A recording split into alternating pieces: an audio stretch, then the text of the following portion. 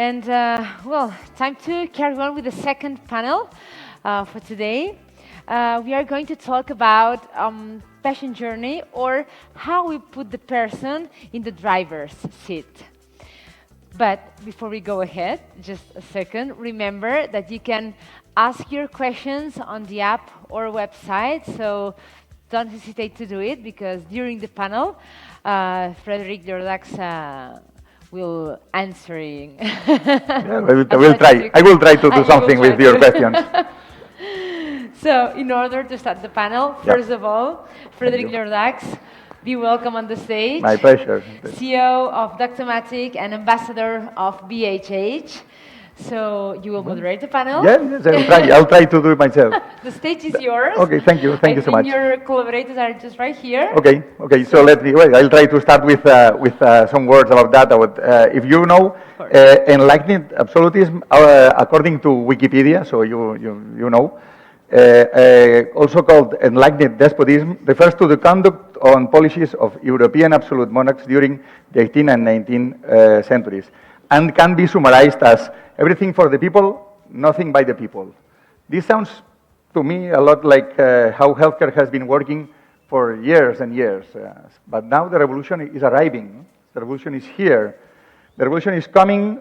We are here ready, thanks to technology, thanks to a change of mind, thanks to a change in the citizens, thanks to a change of patients that can be more and more empowered. And the people that now wants to keep healthy, that wants to keep care, to have care nearby, and well, we have experts that come for our future as a patients that will help us to see how will be that in some years. And well, the point is that we have here Ms. Teresa Ramos, Head of Personalized Healthcare in Roche Pharma. It's here, on the other side.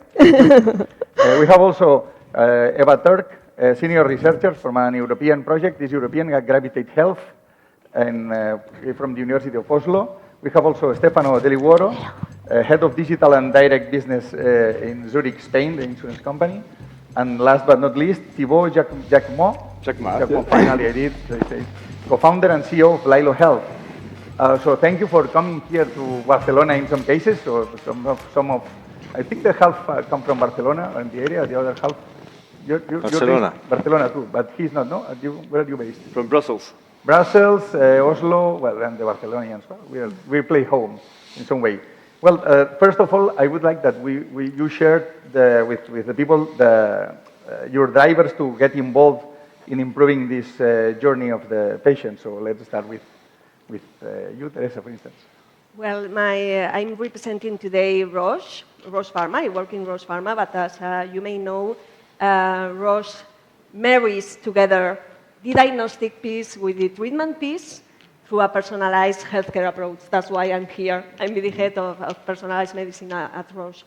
And these are our foundations, the treatment and the diagnostic pieces. But we want to go much further and through data health, data health.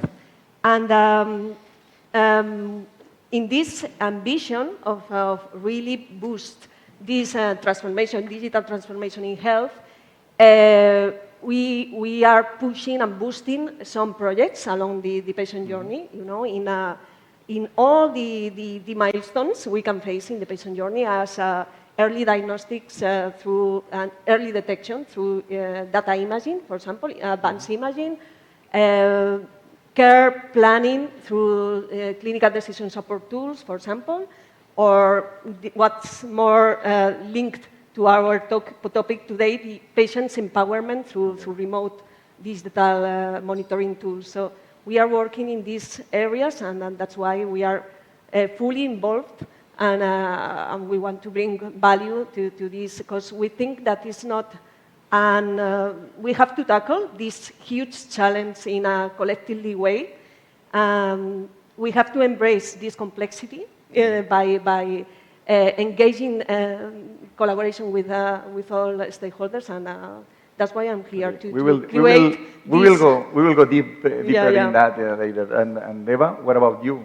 Why in the academia have you focused in patients? Yeah, well, my driver is actually personal. I come from a medical family, and since I was a kid, I was listening to issues that are not going well in the health systems. And then I remember once asking my parents, "But did you ever ask the patient?" Huh?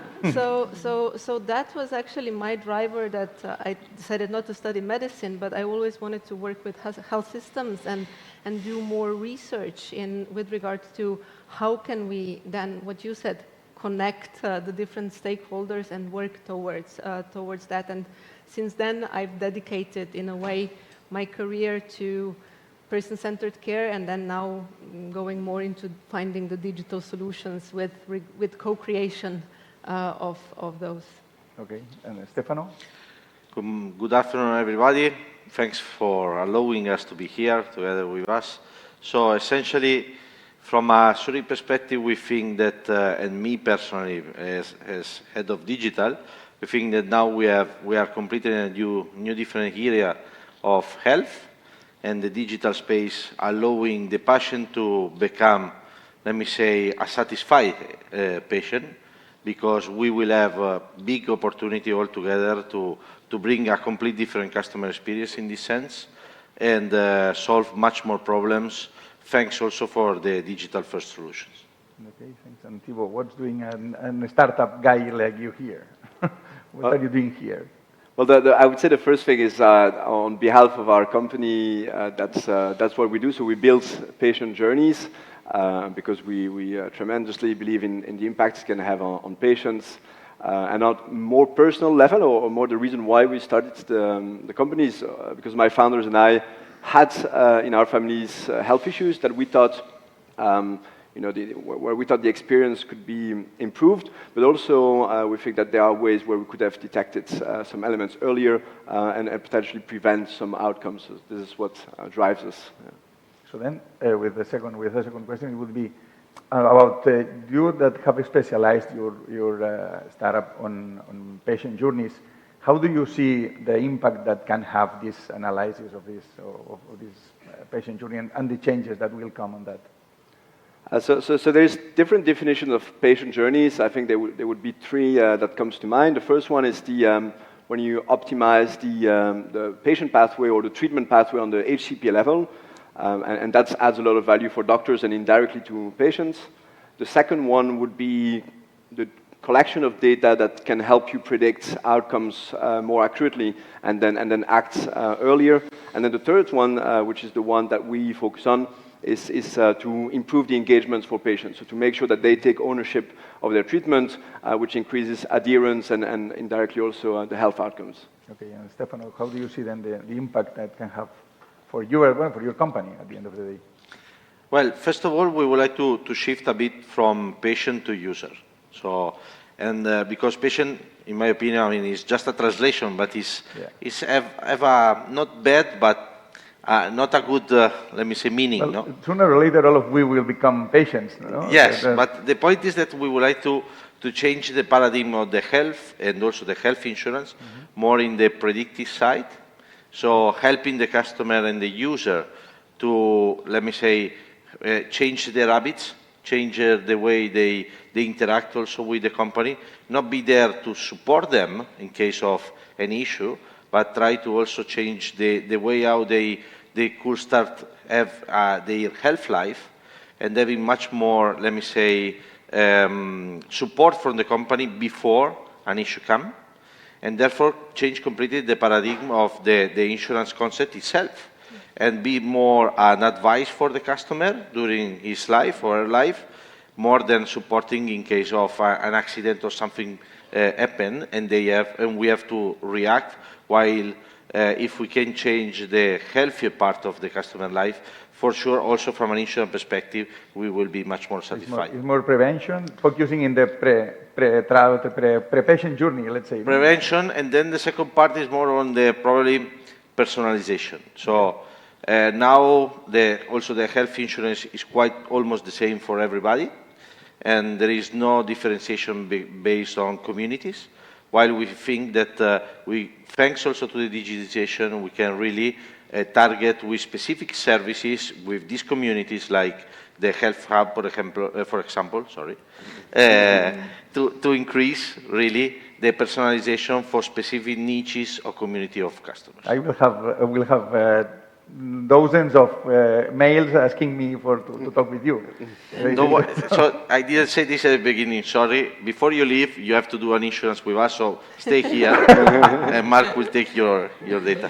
Well, but if I may build on that, what you just said now, I feel that in health systems across the globe, what we see is this perverse financing, right? That we finance care, yeah? And when we were discussing a little bit, yeah, we don't speak about healthcare, we speak about sick care, right?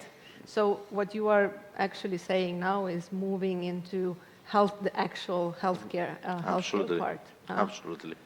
Interesting. And what about in this patient journey that you have been working with in Roche? Do you have?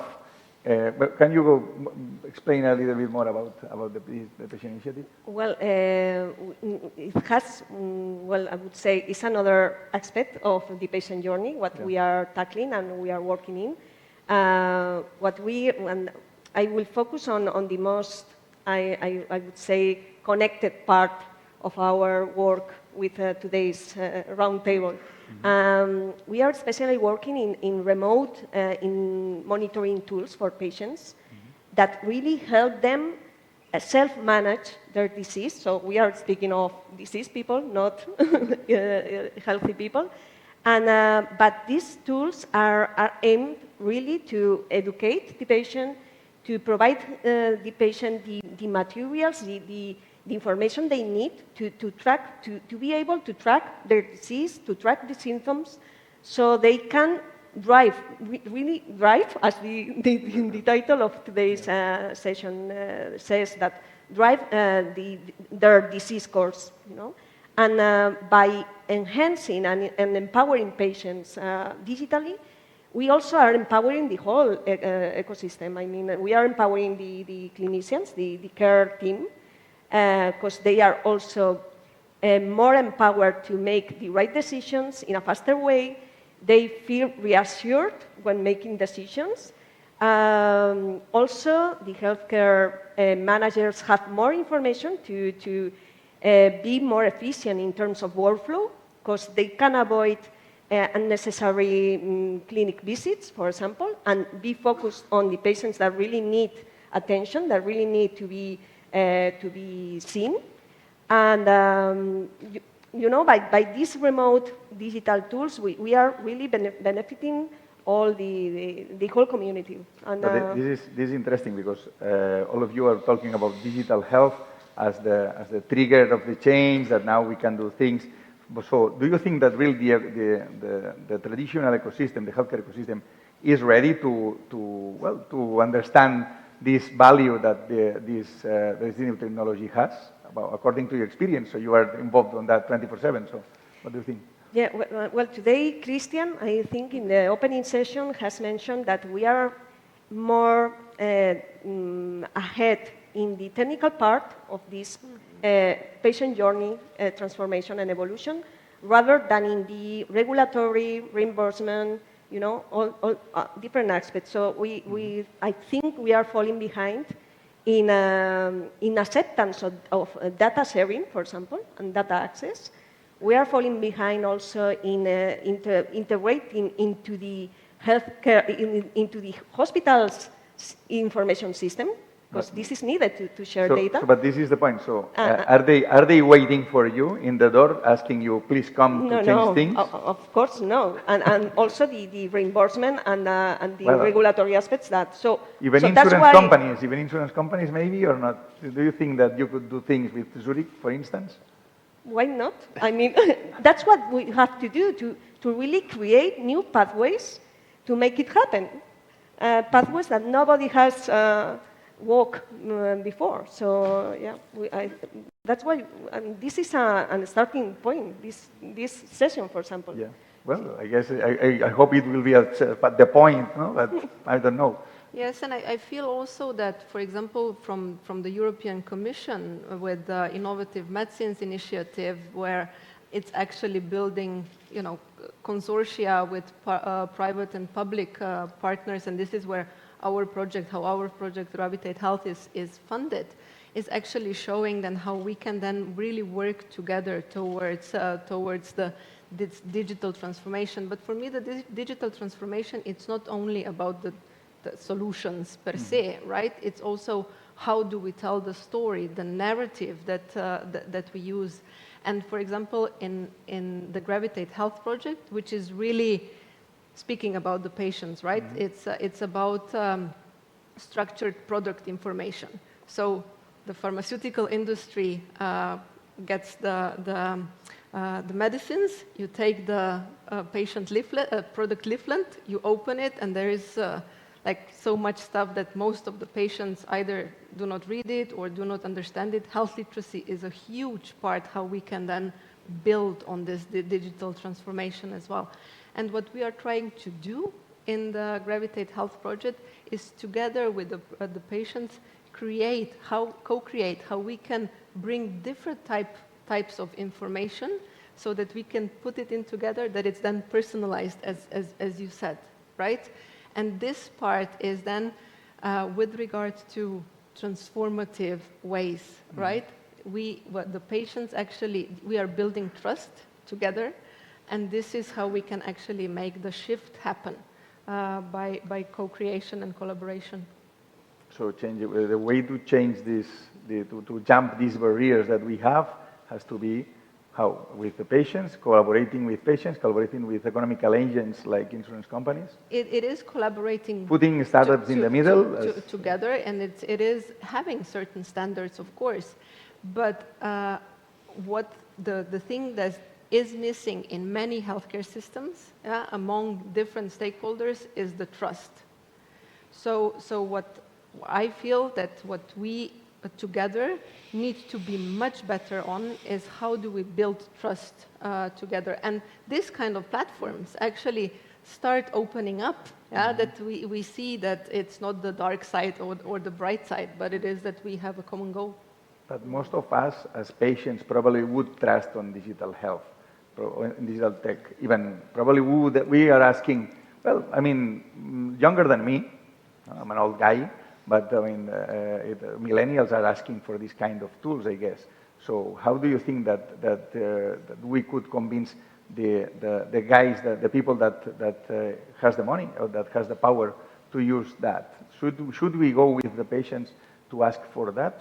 Which is the pathway for having that? So consortia, okay, but how we can make this stronger? How can we move forward on that? But I think this is how we then build the movements, right? The patient voice hasn't been heard in the last 100 years. So now it's actually the time that the patient or the user's voice is heard. And then we're going to go more into the preventative care or in that sense to how do we actually keep the patients out of the hospitals, right? That should be the goal that, well, maybe not everybody, but, but at least those of us who work with health systems would aim for. And can I add, build on Eva's comment? I think we have to build on trust, of course, but also on evidence generation, on clinical evidence, because if not, if we are not showing the impact in terms of clinical outcomes and in terms of cost efficiency or effectiveness, we are not going to convince anyone. But they can show you a list like that of clinical evidence that's, I mean, somewhere hidden somewhere that has been.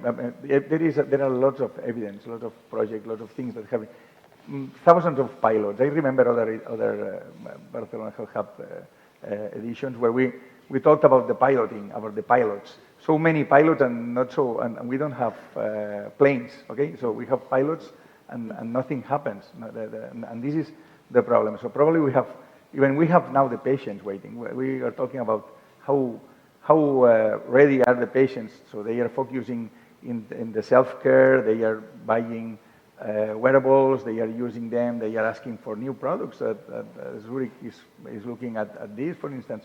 I mean, okay, we have all that, but instead of all the evidence, we look for more evidence. No? So it's like we are stuck on the analysis and we don't go forward. Why? I do feel that evidence generation is a crucial part of whoever is developing any kind of solutions. Either this is like from a pharmaceutical industry where that is really well regulated and so on, or also now that with the new medical device regulations and so on, I think it is becoming more important. But another thing is also with health technology assessment. Patients have been asked to actually be in committees when they discuss, so different countries with regard to health technology assessment have different committees and different institutions working with that. But it's been now from the past 5 years actually that patients are invited. So again, I think there is to have this educated information for the patients, that patients also can understand what does the clinical trial say, or that the HTA that has been put together. So empowering patients, it's also putting them in the decision table. Exactly. But then it's about them, or it's about us. Yeah. I think to recoup on that, so one main issue, and potentially could be the source of there's a lot of pilots, but it's not properly implemented, is because these solutions are not actively being prescribed so much. Even with DIGA in Germany, it was 20, 30,000 patients being actually prescribed. And I think that's also our approach, to first focus on adding value to HCPs, to doctors, adding as much value as possible for patients, because they also need to use it. And I think it's a wrong assumption that if it's prescribed to them, they will use it. And I think that would be a strong foundation, first getting doctors used to recommending these tools and prescribing them, and then we can look at how we can generate the best evidence using these technologies. I don't want to be the bad guys, no, but essentially, if we look back 4 or 5 years ago, my perception is that we used this pilot or this test more to convince ourselves that the technology and the digital could really supply and give much more, let me say, satisfaction than and fast path for the customer, for example. But there was always the question internally in the sectors, in the industries, of, yeah, but this really is, let me say, could supply, could reinvent the health industry as well.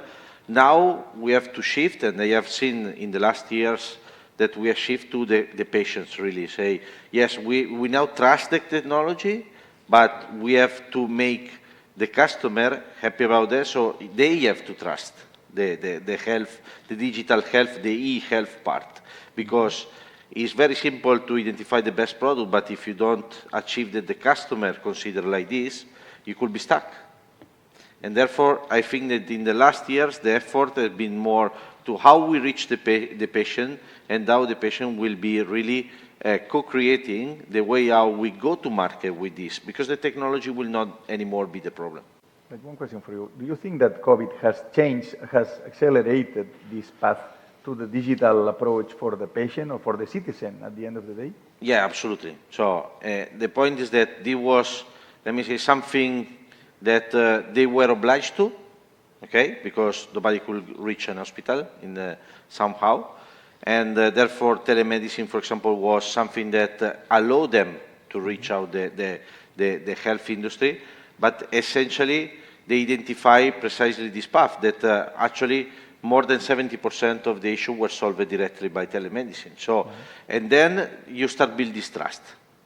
And now what we have seen, like in other industries, the customer is keeping these new habits because they see that it's much more efficient and also solve the same issues with less of time. So cost improve. You say before about how we can convince the economy, the industries like insurance or others to participate. Because essentially to convince this is the economics is important. The satisfaction of the customer first, but the economics are important. And the digital health help to reduce drastically the cost of it. Okay, and Teresa, have you seen just post-COVID a change in the mind of your users, customers, as hospitals or medical centers? Well, I think especially in the first stages of the pandemic, there was a sort of obligation to boost different pathways to reach patients and avoid, or to continue the everyday, approach to patients. And for example, in US, we've seen many examples. But for example, Roche was obliged to create in a very fast way a mobile app to monitor patients who have retinopathy related to age, because the clinicians needed to know if they had to continue the treatment or not. So the patients were the owners of their disease at that moment through a mobile app and through a simple identification of shapes in their screen. They decided they self-managed and self-decided if they had visual changes or not, and they decided if go or not going to the healthcare system, to the institution, hospital institution. So I for sure, COVID-19 has been a catalyzer. But are they still using the tool? I mean, yeah. How much? 80%? 85% of people uses once or twice a week, and it's still there. Yeah. So it has gone. It's now in the journey. Is part of the journey. It has been kept in the journey, in the patient journey. Yeah. That For is this. interesting. This. So this is one of the first real things that have been going on. They're just I mean that there is a tool that works, so let's use it for longer than the pandemic. So. And actually, this tool has completely changed the how care is delivered. It's and we have many other examples in that. Amazing. Yeah. And then talking about if is this the final goal? Is the final goal is changing with digital health this digital journey or digital patient journey, or that has to be a digital patient journey at the end of all that when the technology that Christian mentioned in the morning really gets embraced by the people of the money, by the people of the hospitals, by the doctors, by the healthcare systems. Is this the way we want that? I mean, what do you think? All of you. Is this? Only this or more than that or? I think it's the most clear lever we have to deliver the best patient outcomes while reducing the cost for society. To me, it's the most clear. Is doing more with less. Yeah, doing more with less, because we have more people, more aged people, more chronic diseases, more people accessing to the healthcare system. So we have to be efficient. And taking, as Stefan mentioned, taking in account the NPS or taking account how the people see that. It's not like they put me the technology. I really remember when there were people here in Spain asking that they wanted to go to medical centers because they wanted to be to have attention in the distance or by phone. So they were asking, no, I want to see my doctor. Okay, it's. Well, I don't see if it was a lot of people, but they had a lot of impact in media. No, it's like this digital revolution was not something that nobody was looking for. So they just wanted to have this attention. So there is not. Do you think that there is a perspective, a negative perspective of digital health for the citizens, for the people in general? It's like, in my opinion, it's like in many other industries, no? So essentially, digital first is good, okay, and there will be specific, let me say, group of people, more the youngest one, that will accept by nature, okay, and that, but the error that will be done, because this will be done like in banks or in other, let me say, environment, that we would like to digitalize everything, you know. And therefore, we oblige somebody that probably is in an emergency. No, you have to take a video call with your medical. Come on, guys, I'm suffering. So essentially, this will be ending in the middle, no? So where there are specific process where we can take care much more customer in the right moment digitally, and this will be efficient for them, will be a win-win for the companies and the patient, and other ones that should be still physical, but with digital, let me say, components that will also simplify, let me say, the journey and enhancing the satisfaction of the customer. That does not mean that if it is not 100% digital, we have failed. Absolutely not. Eva, have you something in mind? No? Yeah. Yes, I was thinking, as we are human first, so we do need to have this empathy that comes when we are vulnerable as patients, and we need help.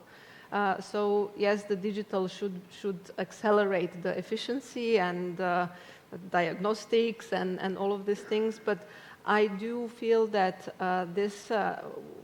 what medicine has been lacking quite a bit as well is this, when you have the doctor-patient consultation, this empathic approach, and how actually patients feel when they are at the doctors. And this is where the digital solutions, this is where AI or whatever cannot replace, really. But what we need to do, or the hospital organizations, or if it's the governments, to find a way that this digital actually doesn't disrupt the treatment or the consultation in a way that, okay, now the health professional needs to put everything in the computer or whatever without looking at the patient. So these are issues. And for example, from our perspective in the Gravitate Health, where we speak about the understanding, how this understanding and accessibility actually then improves the adherence to treatment. This we can have reminders, we can have all of these different digital solutions that data brings in, but we still need to, as patients, we are the ones who need help. So we need somebody that tells us that we put ourselves into their power in a way to help us understand our condition better. And this is how we're going to then move the system. So I truly feel it's a combination of both. Okay. And I think, sorry, because Go I'm on. always Go on. have an extra comment all the time. But I fully agree with you, Eva. And I think that the digital assets, digital solutions are aimed to really burden the healthcare systems, to release time for healthcare professionals to provide more quality service, and a quality approach to patients. So that's why I think we have still to keep on pushing this approach. So I don't know it's if not you are- disrupting healthcare, it's disrupting the time that to be in front of the patient. Yeah, and this is what I mean. We need to find the way that it's actually, when we speak about patient journey, we want to have a seamless journey, right? That the patient doesn't feel, okay, now it's my GP, and what we heard today from Jen, and in the States, they still fax the medical records and so on. So we as patients, we just want to go, we need our GP, and then he or she should have all of the information that it's there, and all of our history.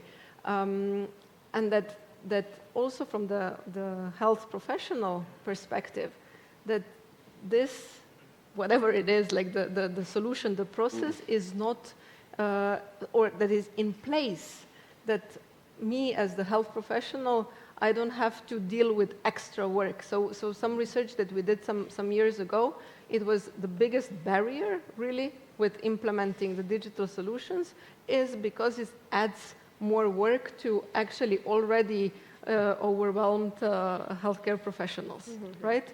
So this is where I feel we would need to have somebody else speaking here, you know, how can we actually improve those kind of processes?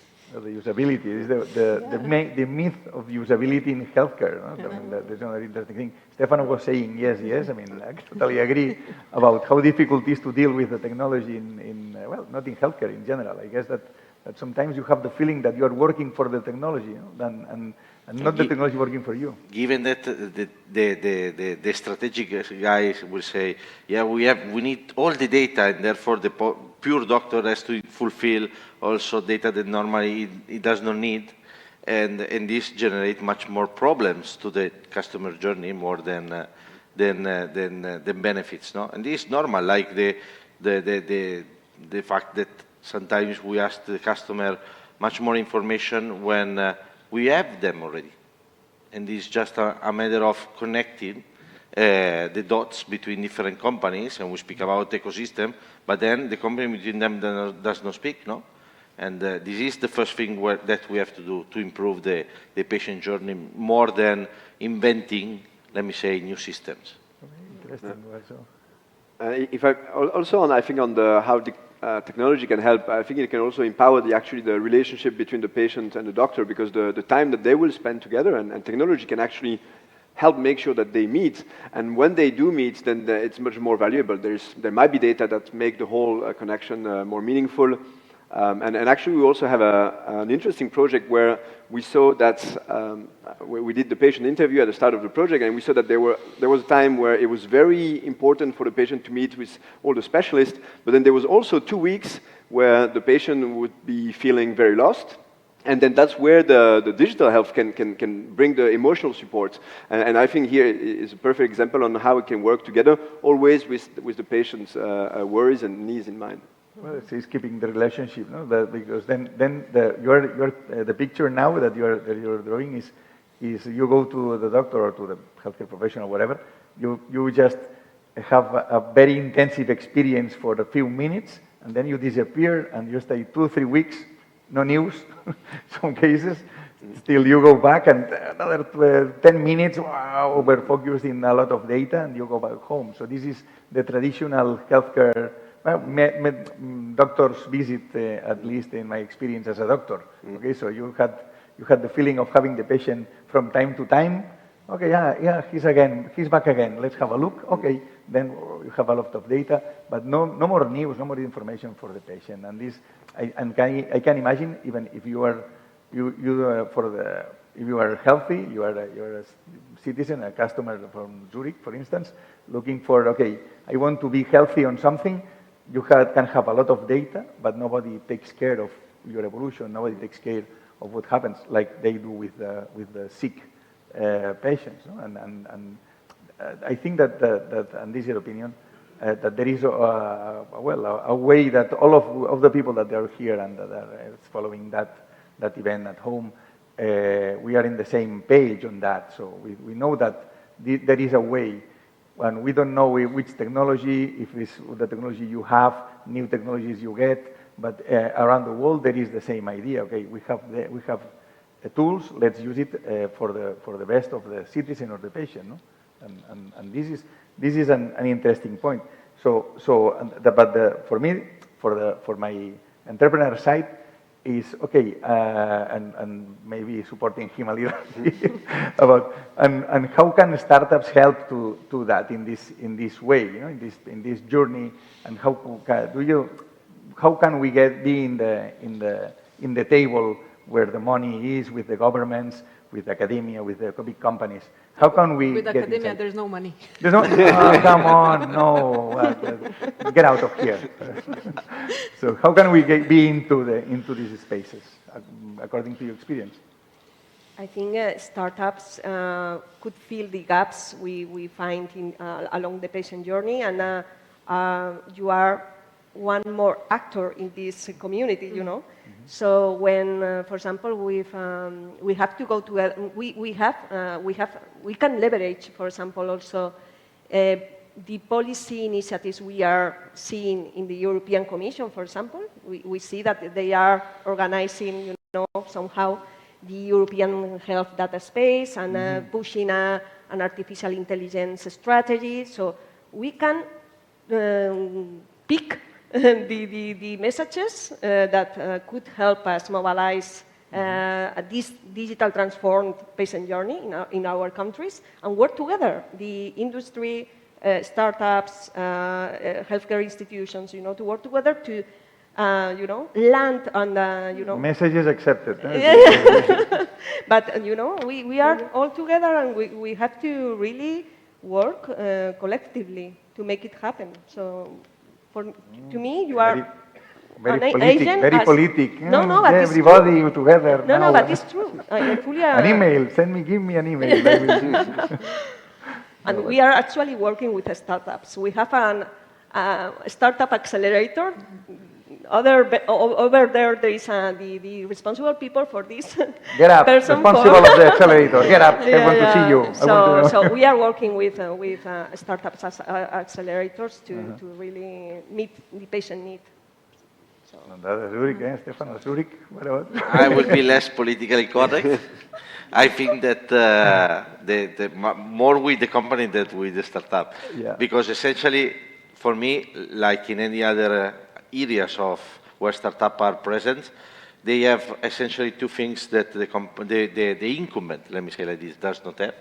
The first one is the skills. So this requires skills that the company does not have in the technology, in the innovation, and so on. And secondly, is the freedom of starting from scratch without any legacy, without any, let me say, boundaries in their mind about the existing process, the existing patient journey, and therefore they can be very focused on specific part of this journey and reinventing this. And therefore, the collaboration with them is amazing because essentially you can solve a problem without thinking on the entire journey, but just solving a specific moment that somebody take care from scratch without, let me say, any barrier or any preconception.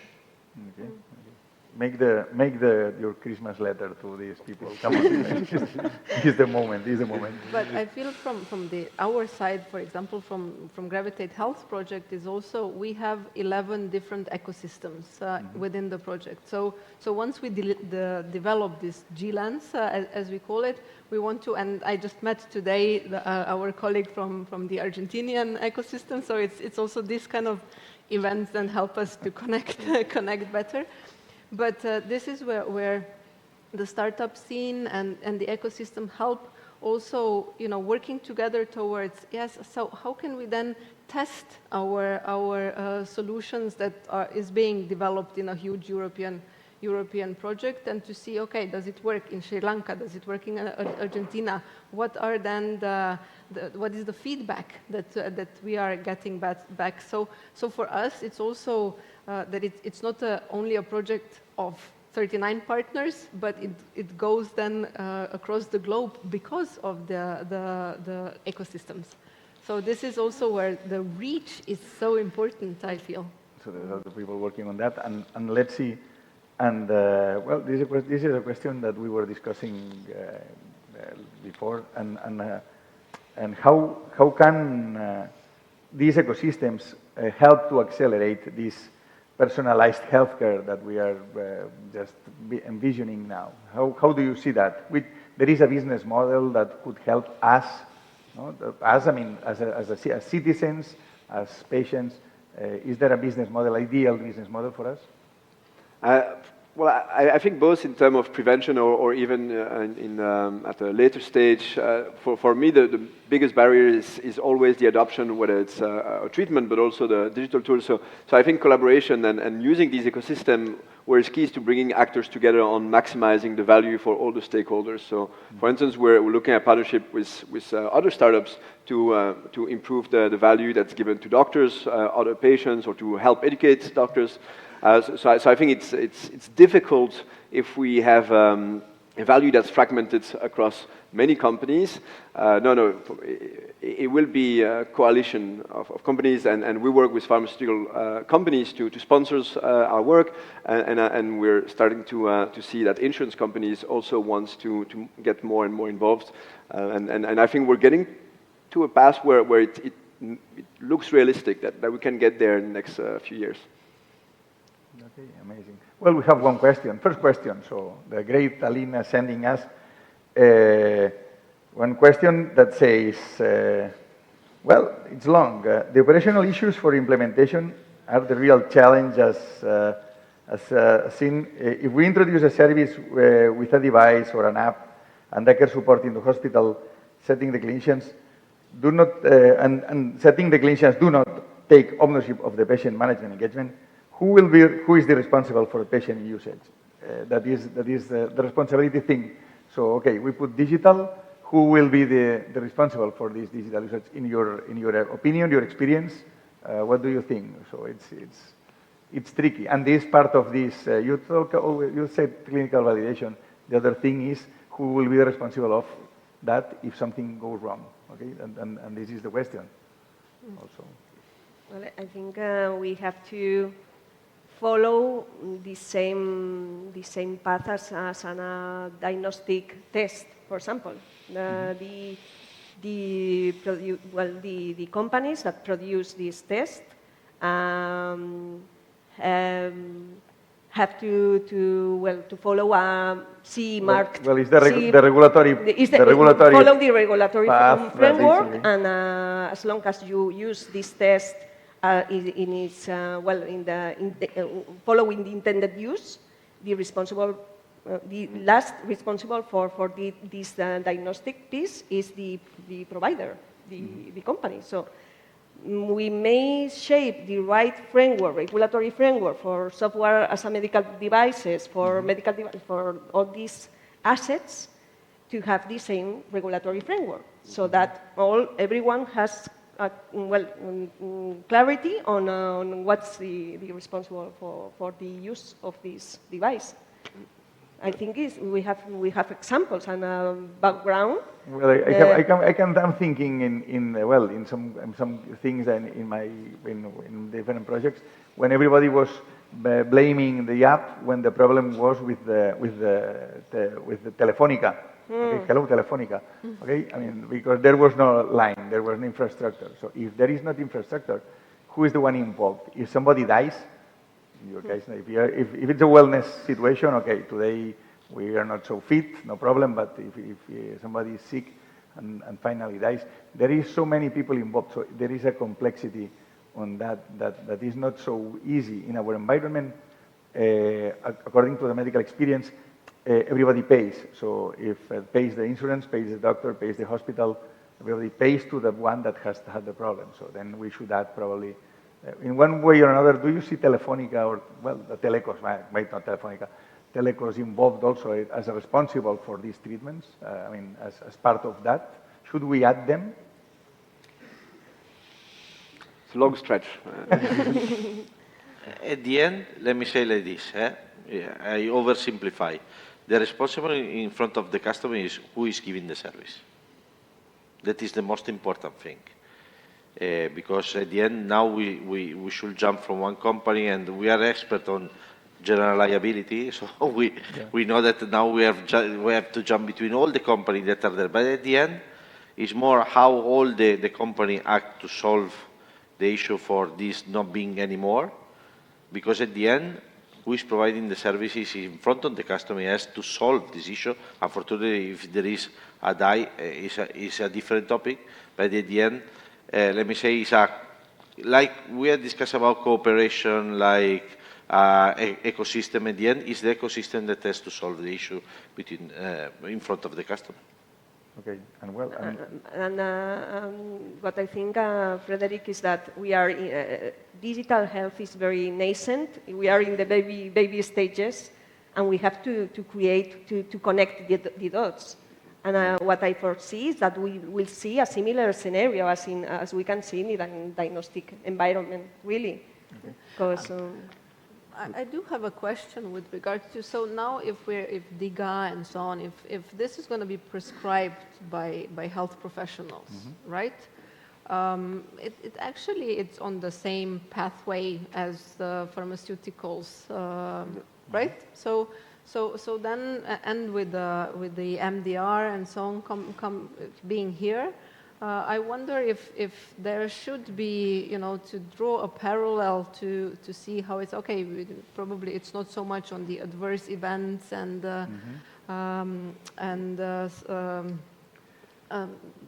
how we take the medication, but more with regard to, are you then compliant with this digital solution? Especially because the solution can change in 2 years more than the pharma. So pharma is 10 years since you get the drugs in, and you launch it to the market, and you have 20 years of patent for you. But in digital health, you have the app, and maybe in 2 years you are out of the market. So this is a shorter way to work. So this is a good point. This is something to ask for. So a fastest way for not being like pharma, but being like some other issue. But I can add that we're fully responsible for our medical, so the app is a medical device and we have the same liabilities and we need to really specify which responsibilities we take on. So we try not to take too much, but we take it quite seriously as well. Well, and then let's try to, we have the last 5 minutes. So I would like to invite you to see how you see this same conference in 10 years about this question, about the patient journey. How will be that in 10 years? How do you see that? Your future perfect. How do you see? No, start yourself. So I think nowadays it's mostly going to be driven.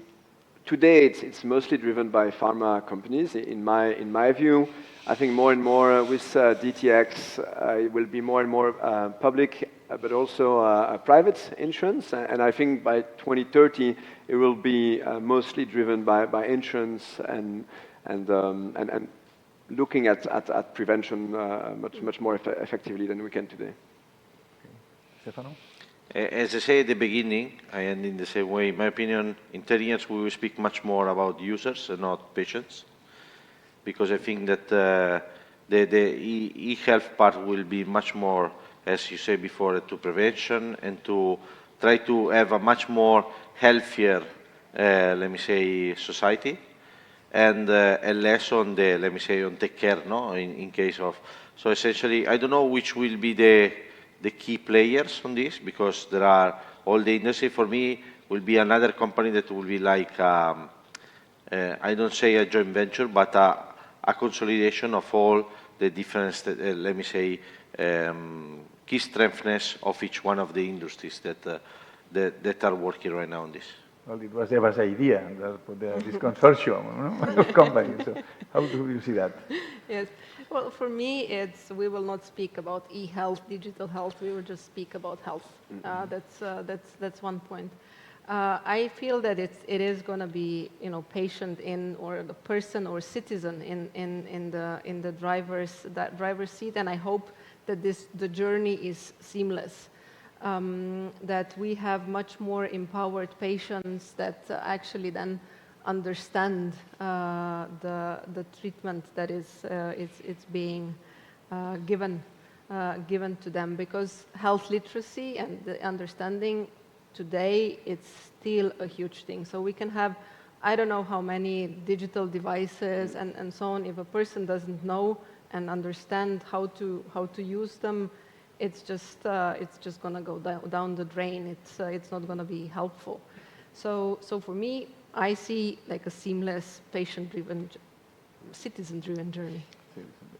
Teresa? And I will just add, because I follow your ideas, to me it will be a persona-driven health, not a patient-driven health. Because personas, people will be seeking for keeping healthy. And people won't be seeking for treatments, So They will be demanding, and in case of disease, they will demand a treatment that is compatible with their daily lives, that is personalized, digitalized, where they make decisions, they are part of the process, the decision-making process. And we'll also see, if this happens, we'll see a shift in the healthcare budget. We'll see how some pools shrink because these pools are not needed anymore, and other new pools we can't imagine today will appear to meet these new personas' needs. Okay, well, Person-centered care, yes. yeah, they have a similar perspective from different sides, but it looks more or less the same. I hope to be here to invite you in 10 years, to invite you to beers, to celebrate that things have happened. So thank you very much for your time and sharing with everybody, and let's give pass to the next panel. Thank you. Thank you. Thank you. Wait 1 second.